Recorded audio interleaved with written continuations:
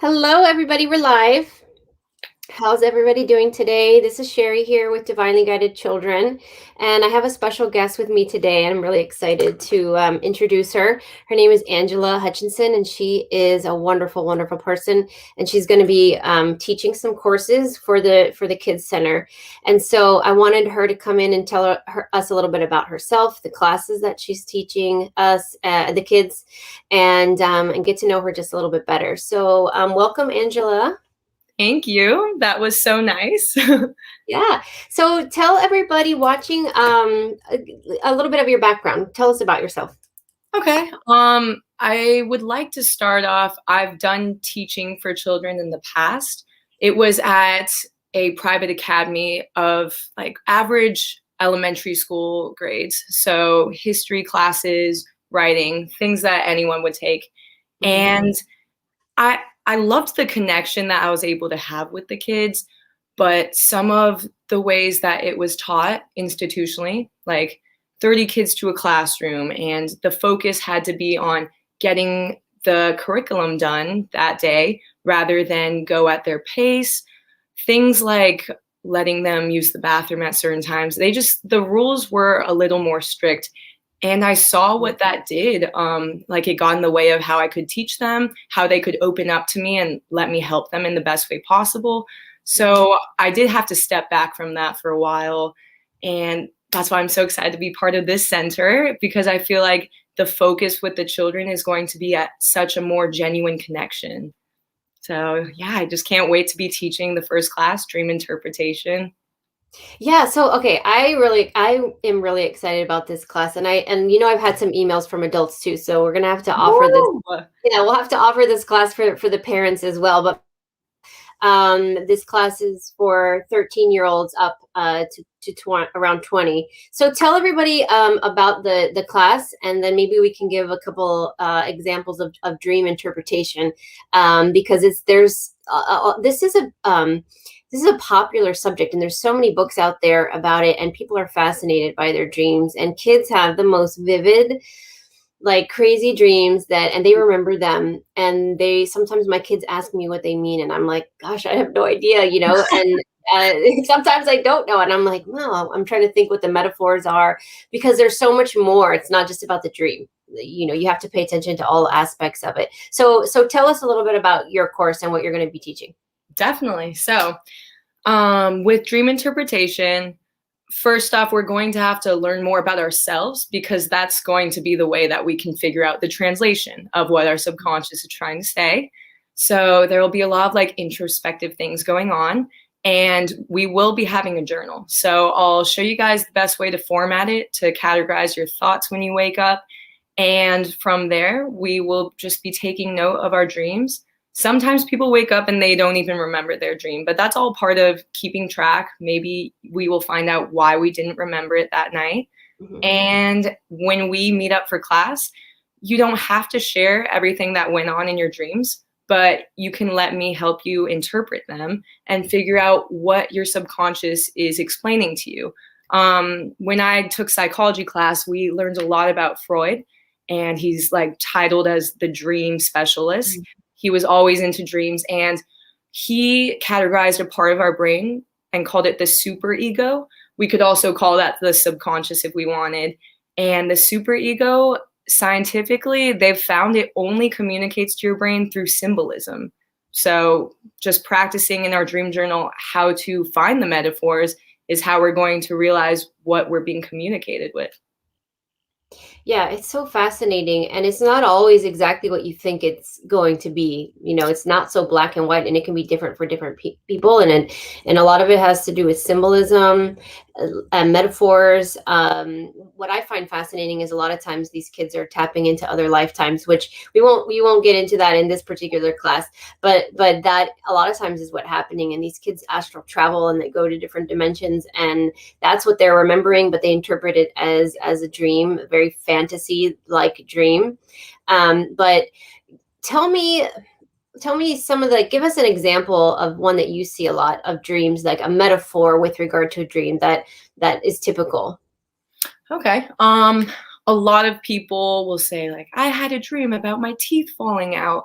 And you can look that up online and it will provide certain answers, but your teeth falling out isn't going to mean the same thing to every person out there. Some people may have phobias of the dentist. Maybe it has to do with their future plans going to the dentist.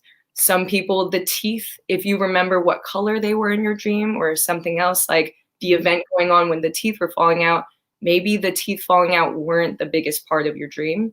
So it depends on a lot of things going on in the dream, like the emotions, the events going on, other objects. So I guess in a way, although that dream is common, it's going to mean something different for everyone. Yeah, and you had mentioned in your class format, I think, or the outline rather, they can come up with their own like dictionary, which I think is a really fascinating idea because, like you said, it can be different for everybody. So they can start to. I love journaling.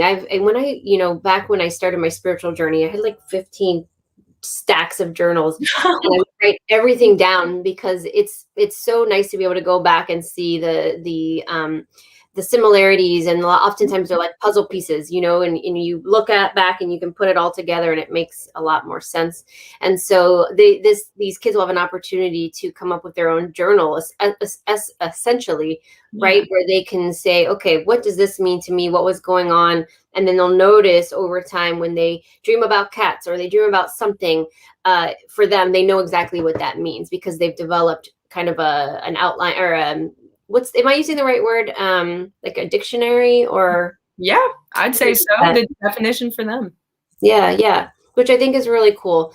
And I think that kids will really be excited about really diving into those meanings and what their dreams are about and in a way that's safe, and to be with somebody like yourself that's really excited about it, to work with them and help them kind of blossom that part of them. And the cool thing about dream classes or anything like that, I never took any, but I read a lot of books back in the day.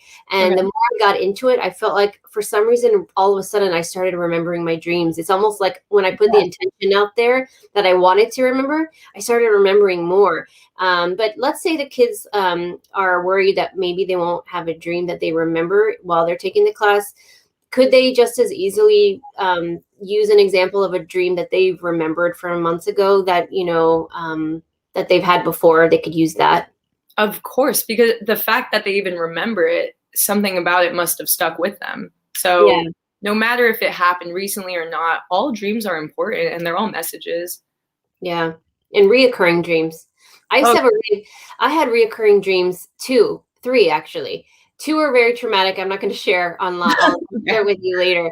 But one, when I was in high school, I used to have the same dream all the time because I was in a hallway with lockers and other kids, and I couldn't see. I would go blind and I couldn't see where I was going. And I used to get this reoccurring dream all the time that I would go blind. And I would remember like trying to feel my locker, to feel where I was. And then I'd start to panic because I couldn't see. And then the vision would come in and out. And it was just the craziest dream. To this day, I still don't really know what exactly that was all about. But I would have it once a week at least. And then I think whatever was going on in my life, whatever I was working through, worked itself out. And then I stopped having the dream. But a lot of times when people have reoccurring dreams, it's a message that your soul, the essence of you, is trying to give you.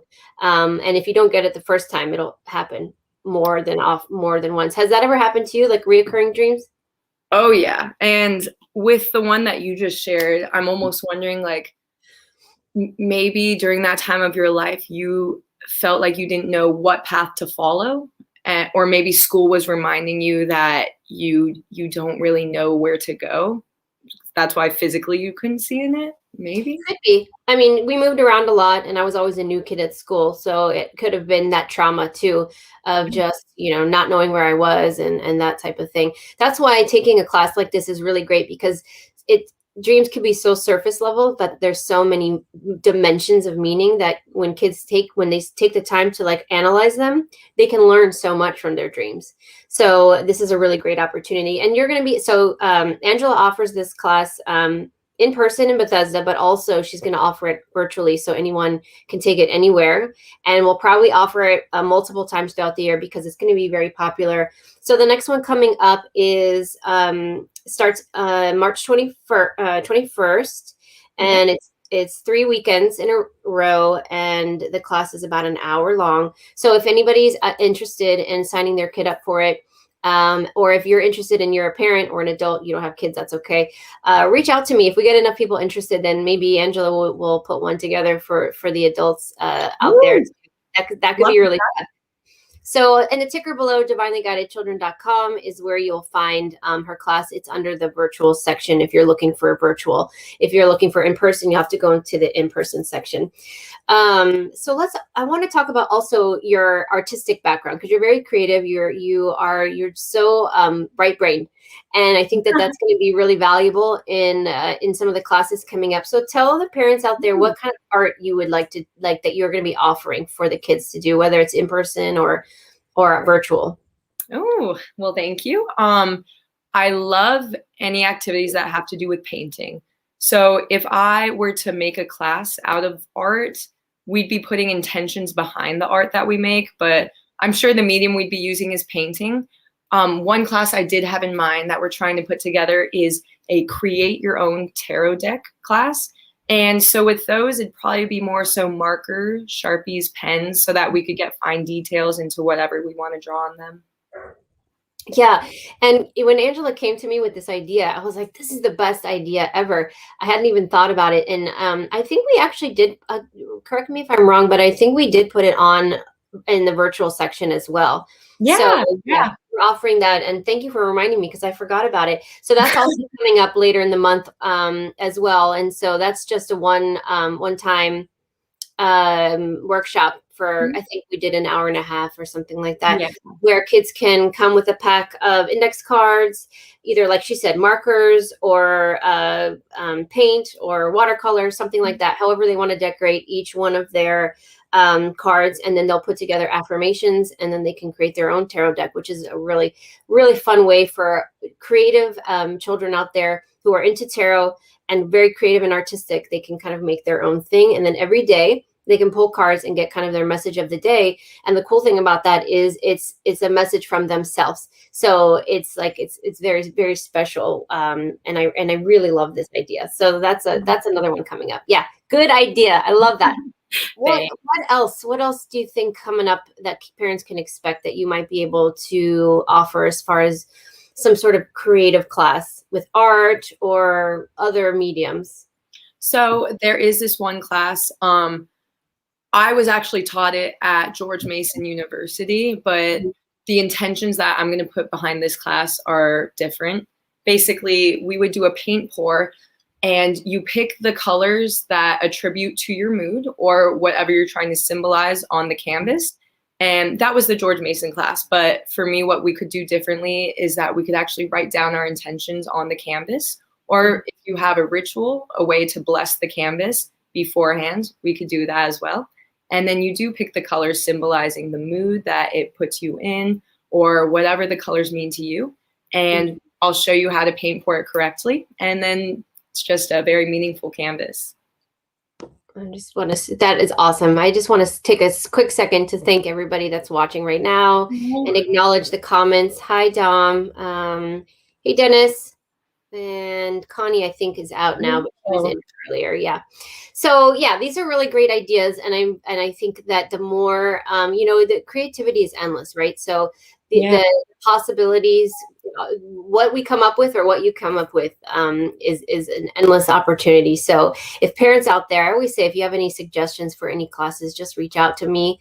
And many have. And it's interesting, Angela, that you mentioned the paint pour, because I had a woman the other day email me about that, and she recommended that exact same activity.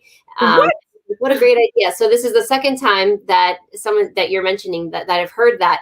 And I thought, does that sound really messy? I don't know, but it's a great idea.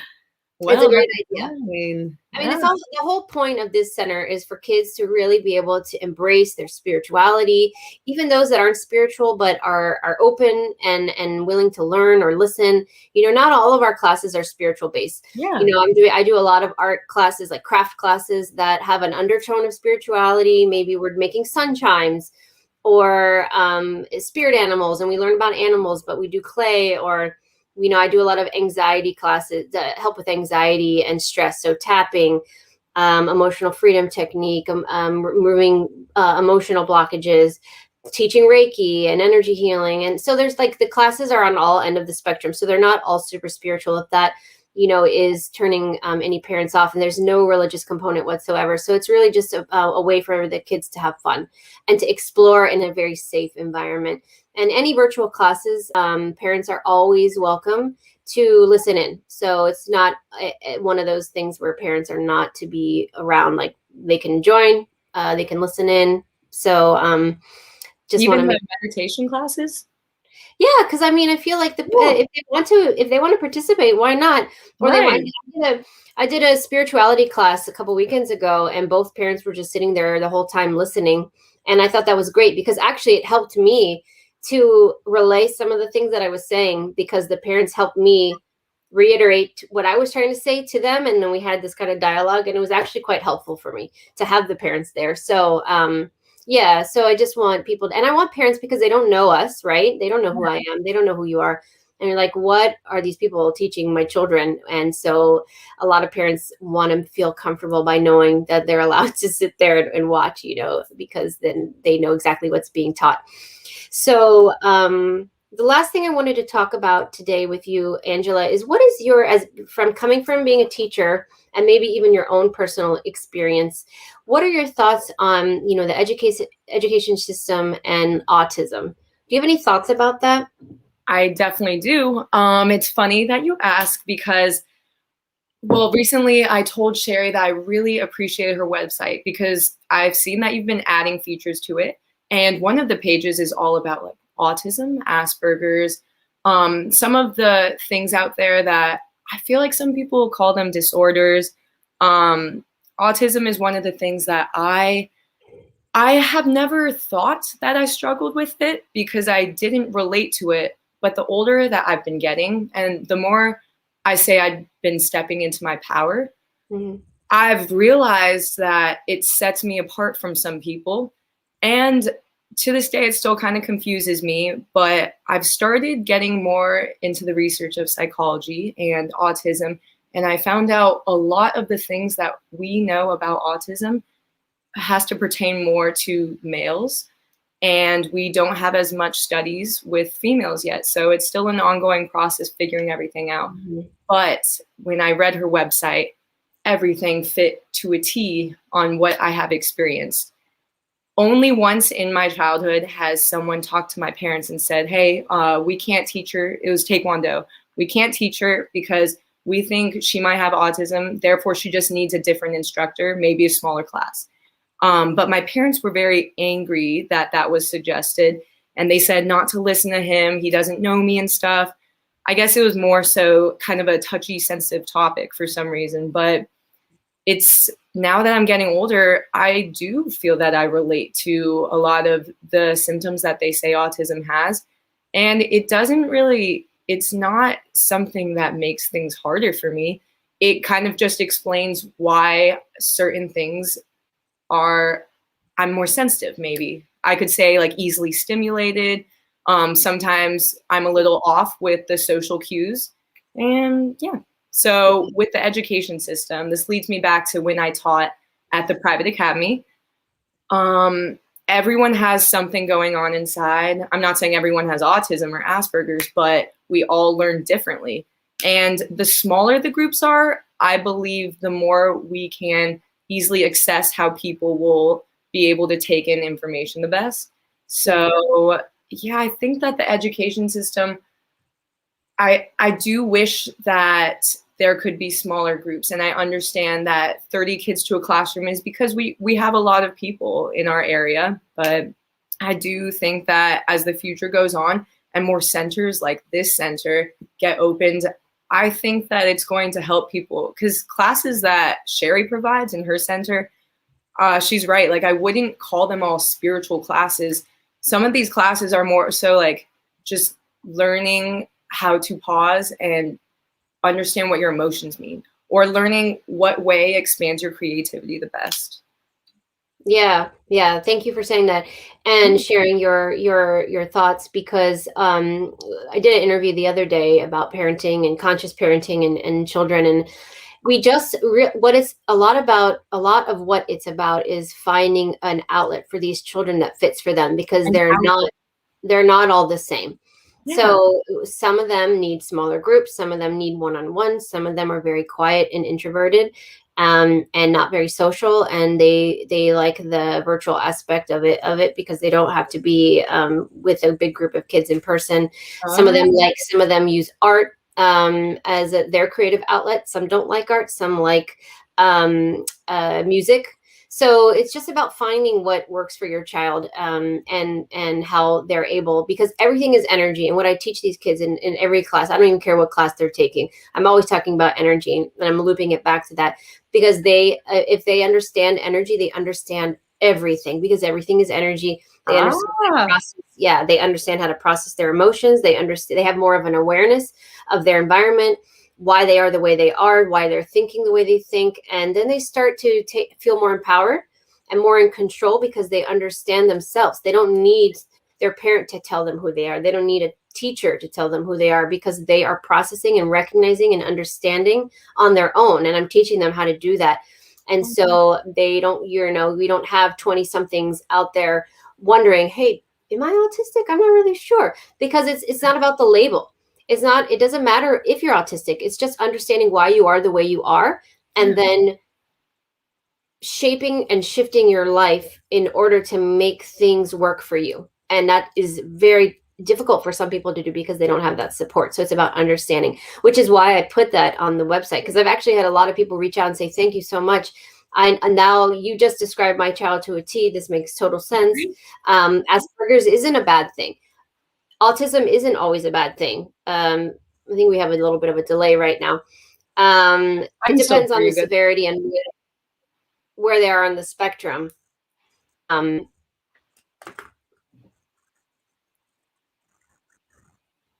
you there? Yeah. Can you hear me? Yeah. I think we have a delay. Yeah.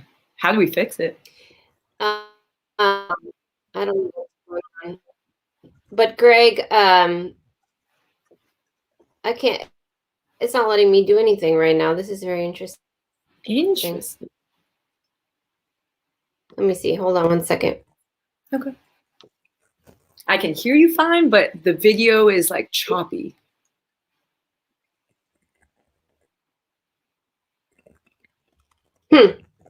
We're having a bad connection. I literally can't press on anything.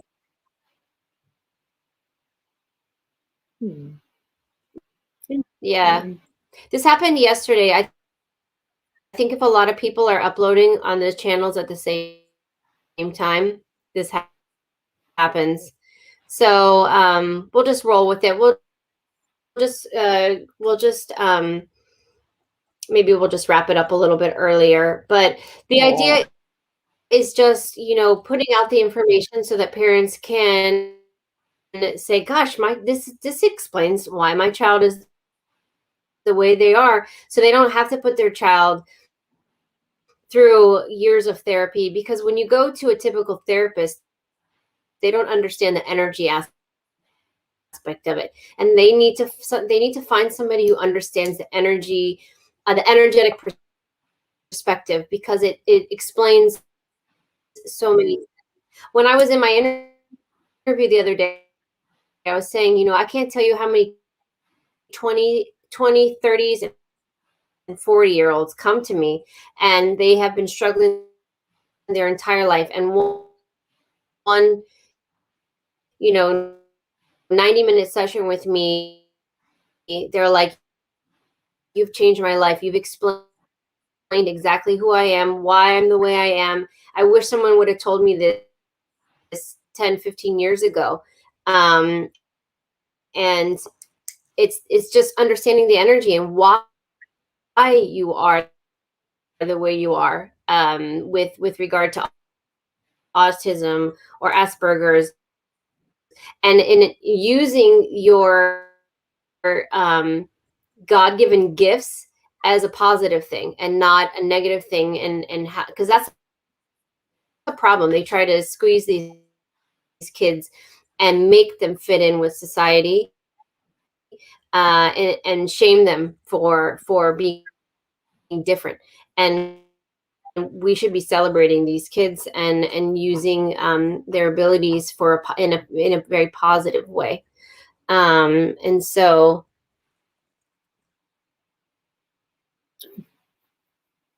Looks like she got kicked out.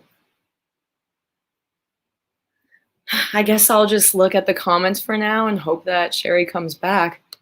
But I see that someone said you would be a high-functioning autistic for sure. And I'm so glad that you said that, because it relates me back to something I learned like 2 or 3 days ago. Basically, with high functioning and low functioning, it is definitely a way to understand where someone is at and understand what they're going to take in. But we're starting to learn in psychology, and as research progresses, that low to high functioning isn't necessarily the best way to calculate where someone is at. So this is what I learned. Basically, you take the individual, for example, me, and you put me in the middle. And imagine that there is a wheel all around the individual with their traits. Some of my traits would be being too blunt, like an off social cue. Another one of my traits would be really being able to fixate on something and learn it to a T. Other things going on like that. You just put them all on the wheel and you see how strongly that trait is in you. And throughout that wheel, that is just how you figure out where you're at with your autism. It's not necessarily low to high is how you take things in. You may be really good at some things you may struggle with more. So it's more like a wheel. And also she was saying that things, if you look at disorders in an energetic stance, then it explains a lot. And I feel like looking at it through energy is what takes away the fear about what is different about you, what you struggle with. It's all just an energetic thing going on. But yeah, I'm just looking at the comments right now. Oh, Michael, you ran into the same problem with Spirituality Raw. I guess it's just when this live stream. Oh, hey! I don't know what's going on. This has never happened to me before. That was crazy. But I was just answering comments as the time went by. Good, thank you. Do we have a stronger connection now? Can you guys hear me? Perfectly, crystal clear. Good to have you back. Yeah, I was explaining, like, when you put those things like Asperger's, autism, the things with the labels, in an energetic explanation, it takes away all the fear, all the things you were afraid about and what society thinks is different. Yeah.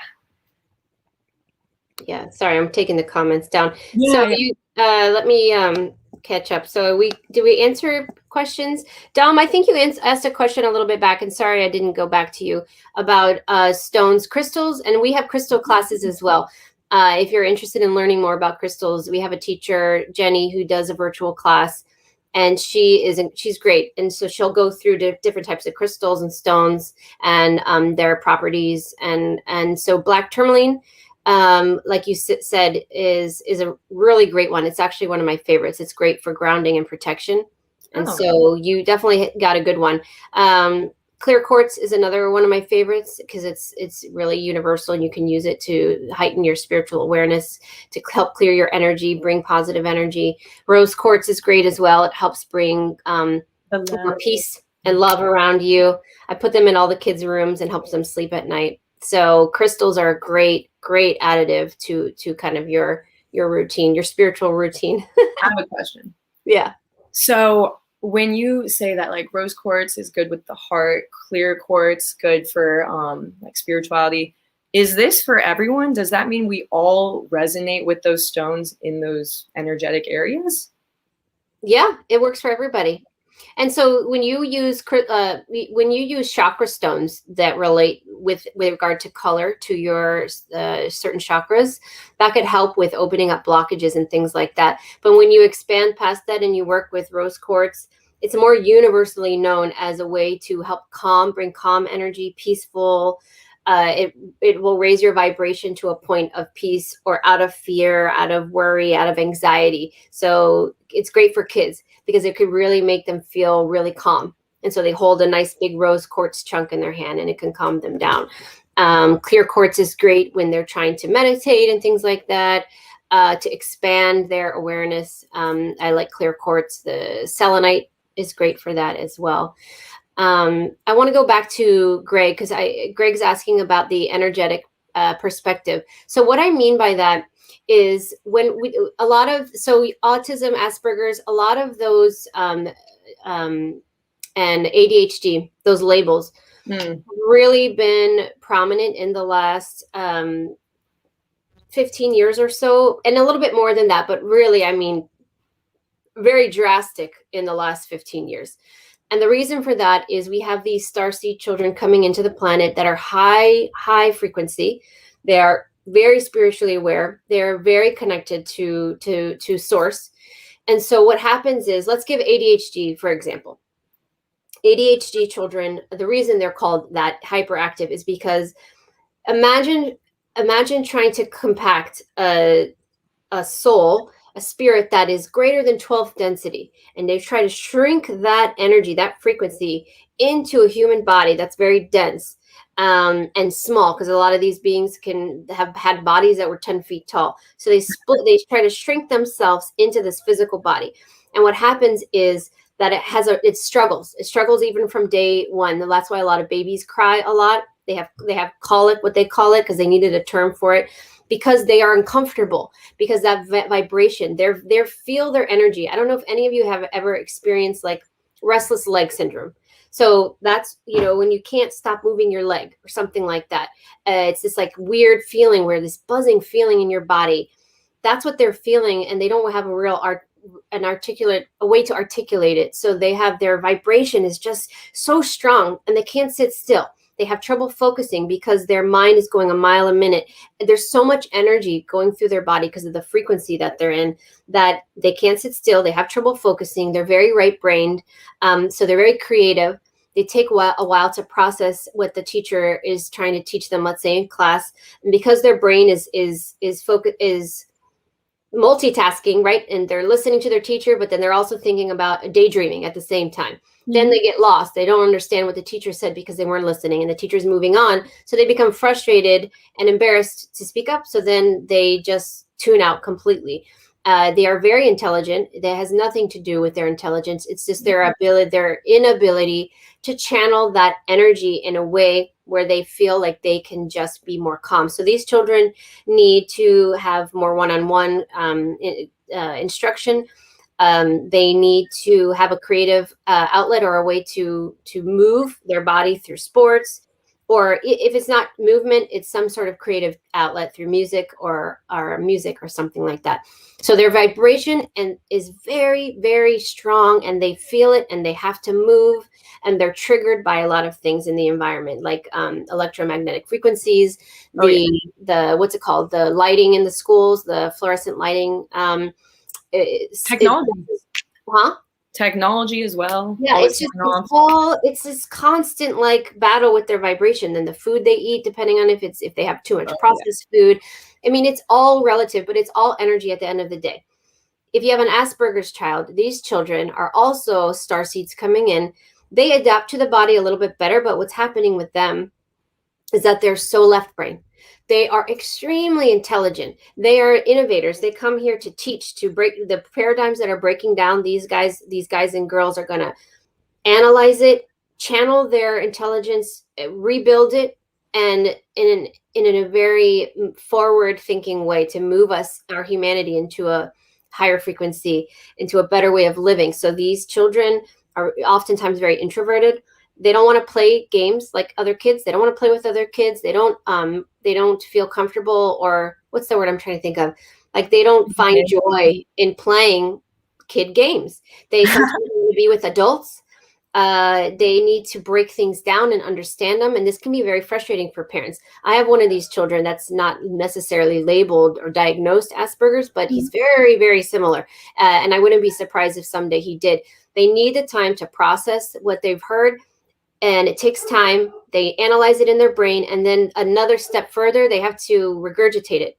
They have to tell the person what they heard, how they understood it, and back to the person. And then they need to make sure that you understand that they understand. So this is huge process. And that takes a lot of patience. And most teachers will not allow them to finish, and they become very frustrated. And there's a lot going on with them. So energetically, they're high frequency as well. But their main issue, what they have trouble with or what they struggle with, is they're very left brain. So they're not very emotional. They don't connect as much. And they don't want to look people in the eyes. They don't want to play with other kids. And so they struggle with that because they're have less human traits, things like that. What's the other one? Autism. We talked about that already. They are very right-brained as well, much like ADHD, but they have a lot of trouble looking at people in the eyes. I had a little child tell me once, their higher self, not the kid. Okay. Told me that in a session that he doesn't want to look in anyone's eyes because he can see their demons. I was like, what? And it made a lot of sense. And what he meant by that is not always demons, but they can see through. They could see in your soul, and sometimes they don't like what that looks like. So they don't want to look directly at you because it's overstimulating and overwhelming for them, because energetically they have to process that. And sometimes they don't understand what they're seeing or why they're seeing it. And they can't tell their mom, I see this and this and this in that person. So they just kind of keep it to themselves because they're so intelligent and aware that other people are not seeing that, right? Yeah. And so they also need to process things in a different way. They are high vibrational, so at times they have trouble focusing. They don't interact with children the same way. And so they need time, they need space that sometimes they do very well by themselves. So there's so many different things. There's so many different components, right? We could talk about this for hours, but the idea is just knowing first, there's nothing wrong with your child. And just understand why they are the way they are. And once you do that, you can figure out how to work with them. You can put them in a program or a school that caters to that. There are a lot of these academic schools opening up. There's one here in DC where they cater to ADHD, all of these children that need more support. So they don't shame them for what they have. They just cater to it. And they have teachers that are experienced that can work with them and separate them into different learning categories. So my center is less academic. It's more fun classes and learning and exploring. But we need both. We need both, because a lot of parents can say to me, okay, everything you're saying makes sense, but then I can't homeschool them and I can't afford private schools. So the only option I have is public school. What do I do? And so I understand and recognize there's a challenge there. And so there oftentimes isn't much you can do, but what you can do is work with them one-on-one at home, make sure that they get a tutor if they're behind, things like that, where they feel all these children want, Angela, is to feel supported. That's it. They want to feel that they're understood. They want to have a voice so they can articulate and say how they feel. And then they want somebody to work with them and help them flourish, as opposed to making them feel bad about what society thinks of them is wrong, when in actuality, there's nothing wrong with them. Seriously. And when Sherri was describing how much energy is involved with any of these people, where their brain could be multitasking, they can't focus, they feel way too much. None of that is a disability. Like, if anything, to me, that just sounds like you are so powerful to have that much energy in you. Once you figure out how to utilize it, what works with your lifestyle, it's a gift, in my opinion. It is. And that's why Greg for sharing all of that. Yeah, and that's where this movement is going right now, because once we have an awareness and people say, oh, that makes sense, I get it. Yes. And the more people know, then the more we can look at these children differently and say, oh, okay, because we don't want to break them. They're here, they come to Earth armored with certain abilities for a reason, because they all have a journey and they're all going to contribute to the ascension in some way.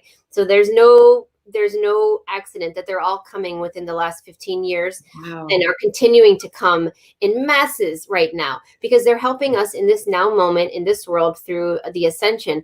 And our whole world as we know it, by the time my kids are adults and I'm, you know, an old wrinkly lady, I'm Right. going to see, wow, the world looks completely different. And then when they have kids, their kids are going to grow and it's not going to look anything like it is now. And we have them to thank for it. And they need the adults to support them, to help them carry through their mission. Hi, Michael. I wanted to ask. So yes, most Asperger's, ADHD, and are starseeds. I would say 75% of the children being born right now are starseeds, if not more. I think probably within the last year or two, it's almost 100%. Because there's no need for incarnations anymore. There's no karma. There's no more karma. There's no more contracts. What? No, and all these kids are coming in with a clean slate, and actually a lot of them don't have past lives. A lot of the new earth children do not have past lives. They're not here to learn. They're here to teach. They're here to create. They're here to change. And they are ascended masters. They're earth angels. They are highly evolved. And so their DNA is different. Everything is different. That's why they need society to understand them, so that they can be supported and guided in the way that they need, which is why I wrote the book, Divinely Guided. It's not Divinely Guided Children. It's just called Divinely Guided, but it's for parents to understand their children and these starseeds, and also the adolescents, those poor teenagers out there that feel lost right now. And they don't know what job to do because nothing seems right and they don't fit in with society. They're completely lost. You know, read this book so you can understand why you are the way you are. You're different for a reason. You have a big job to do, and it's okay. Take your time and find support, because they have a big mission. And so, you know, I feel for them. But the more that they feel supported by the adults in the world, you know, then the easier time they'll have. They need parents like myself who are completely open. And I parent my children very differently than most do, and I give them the space and the ability to just be themselves, and that's hard to do because it takes a lot of patience. And Greg, yes, Dolores Cannon, and I talk about the waves of volunteers in my book, and I've done a few videos on that. And so yes, if you're in your 60s, you can. The starseeds have been coming to this planet, by the way, for hundreds of years, thousands of years, longer. Yep. But in the last I would say since the 1950s, they've been coming. They started really coming in masses, and then now we're at like 75. I hate to give numbers, but let's just say around 75% in the last 15 years of the kids coming in, because we need massive change. We need this to happen now. So yeah, you're absolutely a lot of people in their 60s, 50s, 60s, they know it. You know, they read Dolores Cannon's book and they said, this is me. Oh my gosh, I wish I knew this. This explains everything. Right. And so you are likely, Greg, one of the first waves of volunteers, rather. Yeah, I have goosebumps from hearing all this, because my body just knows there's so much truth behind it. Yeah, there's so much. Yeah. I don't want to put the comments up because I'm afraid I'm going to freeze it again. But Sherri's here. She said, thanks so much for this info. My son is now 26 and he has been diagnosed with all of this stuff and still trying to help guide him into his higher calling. Yeah, I work with so many adolescents, and I work with this one girl who said she was medicated her whole life and always felt outcasted, always felt alone. It felt numb. She just hated herself. And she came to me and we had a session about 6 months ago, and night and day different. She's a completely different person. She said, thank you so much for explaining exactly who I am, why I'm the way. And now she's like, oh, that's all she needed to hear. It was an explanation. She's doing amazing right now. She said, you saved my life. And it's not me. Like, I didn't do anything. I just hope like, I'm not that special, but she just needed somebody to say the right thing to help her understand who she is. So we need a lot of people out there looking at their children and being open and just listen and pay attention to their characteristics and say, oh my gosh, my child isn't, stubborn or aggressive or this because they're just that way, just because they're trying to articulate something, right? Yeah. They're trying to show me something. They're this way for a reason. And so we just have to pay attention and then guide them and just support them, So yeah, we're getting a lot of comments. Yeah, I wish there was a lot more information back in the day. And there wasn't. But you know what? We just have to think in the now and just say, what can we do now to help the generations coming in? Even those watching this, they don't have kids. You can still make a change by just having that awareness and not judging these young ones walking around feeling lost. We need to help them find their way because they have an important mission to do. Yeah. Carry through. And I mean, I'm reading some of these comments, and Sherri Ravenscroft, what you were saying about your son, I'm just glad that there's this awareness and people are starting to learn to look at things in a more energetic way so that we can understand it better. Because that's what I was saying earlier when I taught in a more like average school system, I would say. It's like I see these people struggling with these things, and my principal is saying, no, you cannot let them use the bathroom right now. No, you cannot let them have snacks. And in my head, I'm like, but that is exactly what would help them feel more comfortable and focus more. And then I could teach them better. It's more of a new thing going on. Well, and it has a lot to do with control, right? These children are indoctrinated and programmed from the day they go into school. Listen, stand in line, speak when spoken to, go to the bathroom when I tell you, eat lunch when I tell you. It's all about control. Like they're programming these children from a young age to listen and follow the rules. And these children are equipped with the opposite, right? That's why they're in trouble, because they're like, no, I want to do this, and no, that makes no sense to me. And they'll tell you. And they have no problem with it. And then society looks at them as brats. Why don't you, what's the word? Discipline your children, right? The older generations are like, man, I'd give that one a spanking, like, how do you and it's just like they just don't get it. And they're not defiant. They just are trying to express themselves, but they're little. They don't have the vocabulary. They don't have the patience. They don't have the bandwidth to really, express it. And so, yeah, we just have to work with these kids. Okay, I think we went a little bit over. I didn't expect to talk that long, and thanks for keeping things going when I got kicked out. Of course. Well, I appreciate you. So if any of you have any questions, please feel free to email me through the Divinely Guided Children website. If you want to sign your kids up for any classes, or if you have any class ideas, just reach out to me, and look for Angela's classes coming up. And the more we're going to add as we go. And so thank you guys for watching. Thanks, Angela, for joining me today. This was a lot of fun. This was so fun. And thanks everyone for sharing all of this. Yeah, and participating in the chat and watching. This is a lot of fun. So I apologize for the interruption and the weirdness in the middle, but we're ending on a good note, right? So may all of you be divinely guided in your journey through ascension. And till next time. Bye. Bye, everybody.